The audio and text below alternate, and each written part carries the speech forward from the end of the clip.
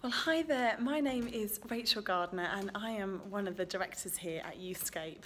I'm also a mum to a little girl, and when she was about 4 years old, she was like massively into princess stories and she really loves Sleeping Beauty. And I really hate that story because it involves this girl just who's put to sleep for 100 years and she's lying on this bed in the tower, and then this random guy just rocks up and kisses her, and everyone's like, yeah, that's great, that's so romantic. And so I thought, no, I'm going to teach my daughter a different ending. So I taught her that when the prince kisses her, the princess wakes up and goes, did you just kiss me and I haven't given you permission? That's well out of order. That's disgusting. Back off, please. And it just makes me laugh now when she does that. But there's a serious point in there, which is you and I, because we are unique human beings, we have this powerful thing that we need called our personal space. And it's a space that is like space in our minds to think for ourselves, space in our hearts to feel what we're feeling, like not to feel we have to feel what everyone else is feeling, but to know how we're doing and know who we are. And the thing is that we live in a world that wants to invade that space all the time. And there might even be people in our lives that want to invade that space. They want to get us thinking what they think, or they just want to fill our lives with chatter, or they want to tell us what to do. And something called consent is really important. Like, you have the right to think for yourself, to feel what you're feeling, and then to only act on things that you want to do. Only go along with stuff that you feel absolutely ready for, and it fits you, it's right for you.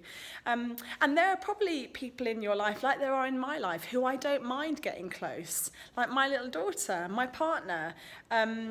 They're safe people, they love me, they care for me, and they can get close, they can see all the zits on my chin and the weird hair that I need to pluck out, that's all cool. But there are other people probably in our lives that doesn't feel safe when they get that close. And we want to keep them at arm's length, we want them actually to stay, over there. And actually even that close doesn't feel particularly safe. So what do we do, especially if there are people in our lives, especially if there are people in our family who invade our space, they follow us into our bedrooms because they want to keep nagging us, keep having a go at us, and we just want to get away, or maybe it's somebody at school who just is being a bit relentless and won't leave us alone. And the toughest ones is our partners, people that we are dating, people that we're going out with. And maybe we think, well, it's okay, isn't it? We're in a relationship, so it's okay for her to have what she wants from me. It's okay for him to take what he wants from me.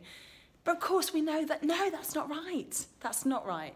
And so I want to say to you that if ever you're in situations where your gut, the bit inside you that doesn't always make sense, but it's like a warning system, if that goes, woo, someone's too close, I don't feel safe, they're in my space, they're not letting me think for myself, they won't shut up, I can't think for myself when they're around. Listen to your gut, because your gut is good.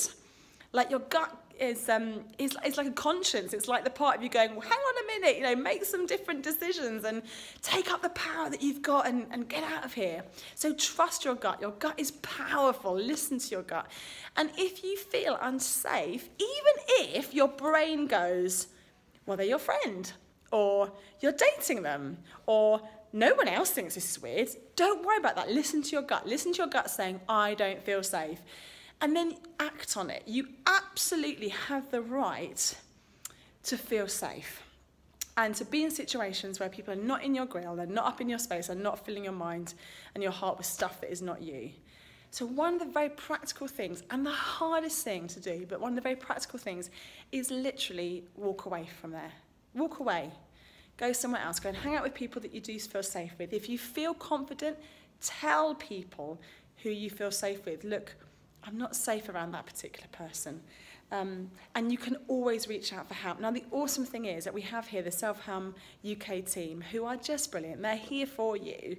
So if your gut right now is saying some things to you and you don't know what to do, you don't know how to make yourself feel safe, you don't know how to ask people to kind of give you more personal space, whether that's online or at home or in your relationships or at school, then post something on the forum, chat with other people, ask them what they do, how do they know, what does their gut say to them, and how do they protect their own personal space, because it's a brilliant part of you and you need to listen to it because you are so precious and your personal space matters. So you guys take care and look after yourselves.